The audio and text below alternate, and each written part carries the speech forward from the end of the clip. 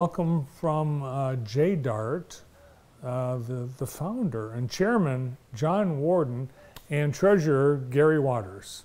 Welcome to the show. Thank you. And thanks to JDART for all you guys do for our first responders. It keeps us busy. You've had a busy year, haven't you? We were out last night until Last night. Yeah, from about 12:30 until 3:30 this morning. So What happened last night? structure fire in Vandercook Lake. Oh my gosh. Yeah. So most communities, I think there might be a handful that have something like JDART. John, tell us, what is JDART? Well, the Jackson County Disaster Assistance Response Team, thus JDART, but we're a group of volunteers that got together back in 2016 after a church fire in Grass Lake, and Oh my, I remember the units out of Washtenaw County came up, and that gave us the inspiration to start our own, and that's how we got started. Picked up a used ambulance from Jackson Community Ambulance, was donated to us. We fixed it up and outfitted it so that we can go on scenes and help feed and hydrate people with water, Gatorade, coffee if they want it. Well, you may have seen photos like this at fires or crashes or other disasters, and you can tell the first responders appreciate it. And Gary, there's no cost to the fire departments, to the police agencies. Everything you provide is a donation. Donation from members of the community, local businesses and stuff. We have a number of restaurants that we work with that if their incident commander says they're going to be on the scene for a longer period of time and they need some food, we can call these restaurants and they help us out. They'll either provide part of it or at a reduced cost for us. And obviously it's raining, maybe, it looks like here, but I know you've been out in all kinds of weather, and I think that was one of the things that really you had in mind as you created this, the heat or the cold, it's Right. typical that there's, That affects us. yeah. The first responders in particular, they'll get dehydrated in a hurry in very warm weather, and so what we provide helps that so that they don't go down on the scene. Now you are all volunteers, right? Yes. But you have a history in the fire service, so you know your way around a scene. What about the rest of the volunteers? Do you train them? How does that work? Well, yes, we do, but we've got retired police officers, several people from the correction department, older, if you will, volunteer firefighters that have been around, don't particularly want to have to fight fire anymore, but they still want to be involved, so they get involved with us. And for you, Gary, what was your interest in wanting to be a board member and treasurer?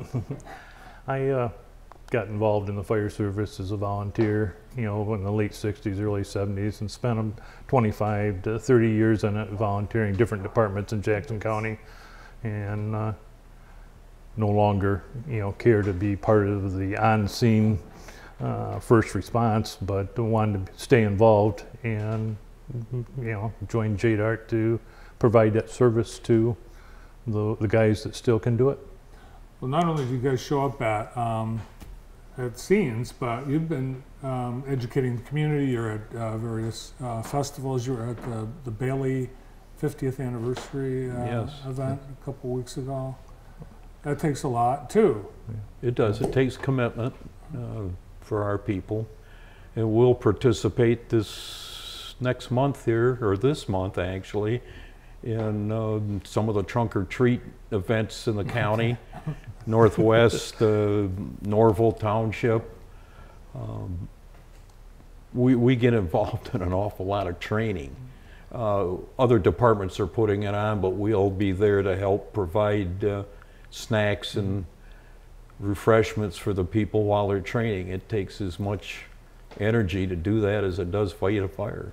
So in those photos, and thanks to photographer Michael Keith for sending those along, you've got one unit, former Yes. ambulance. Is that enough?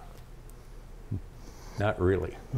And the biggest thing is response time. We have a goal of trying to be on a scene within an hour of being called. And if you're on the west side of Jackson County, that works out pretty good. But if we've got to go as far as Grass Lake or Norval Township, Waterloo, it doesn't work out so well. And so we're in the process of obtaining a second ambulance that we will outfit. We're raising the money for that right now. And but then the other need that comes along with that is finding a place to put it and getting more volunteers, especially on the east end of town. Where is unit number one? It's out in Hearst Industrial Park off of Toro Drive, Okay. just west of M60. So you're looking for a place on the east side Yes. and volunteers. How does someone contribute? How are you raising money? Are there benefits, or do people just, do you have a It's- website? And the website, jdart.org. But local businesses donate. This last weekend, in fact, Saturday night, we had one of our major fundraisers was the designer purse bingo, and it was held out in Hanover area, and sold tickets for that, and had sponsors, do that, and then it's third year we've done it, and that's one of our major sponsor events during the year. And as John said, the rest of it is, the different PR events that we do, the trunk or treats, the training with the different departments. What's been the response from those first responders? Well, I can think just last month you were at the big fire on North Street, Oh, yes. and there were several firefighters that were injured or overcome with smoke, right? No, more heat exhaustion. Heat exhaustion. And, the local ambulance service was there to take care of them, but we were supplying water, Gatorade, anything that we could, and they got hungry, so 100 hamburgers later and pizzas, and that helped out a little bit. Well, really, it's something you don't think about. When you think about water being needed for a fire, it's coming out the hoses, but firefighters have to drink a lot of water when they're on that scene. Yes, they have to. What if someone wants to volunteer? Do they have to? Do you prefer that they come from the fire service? No, No. Anybody that wants to give us their time and willing to respond, because we're a 24/7 operation. It isn't like 8 to 5 Monday through Friday. It's whenever we get called. So how's it work? Does 911 call you? Yes, the incident commander of any situation, whether it's fire, police, EMS, will ask Central to page us out, and all of us have an app on our cell phones that will give us the information we need to respond. Well, that really, I think, is evidence that it's an essential service in our community. The fact that you're dispatched right along with the first responders, Yep, when we're called. and they appreciate it. Yes. Yes, they do. Very much so. Well, you must be very satisfied with how this has survived and grown to the point where you're getting a second unit. Yes. Did you think it would take off like this, John? No, I had no idea when we started this in 2016 just how it would be received by the various fire departments, and it's taken us a while to gain the confidence of the fire service that when we say we're going to be there, we are, and we provide the help that they want. And so it's worked out quite well. Well, it's awesome. Thanks for all you guys do. If you want Thank to you. help out, watch for them at various trunk or treats or other community events, and visit them online.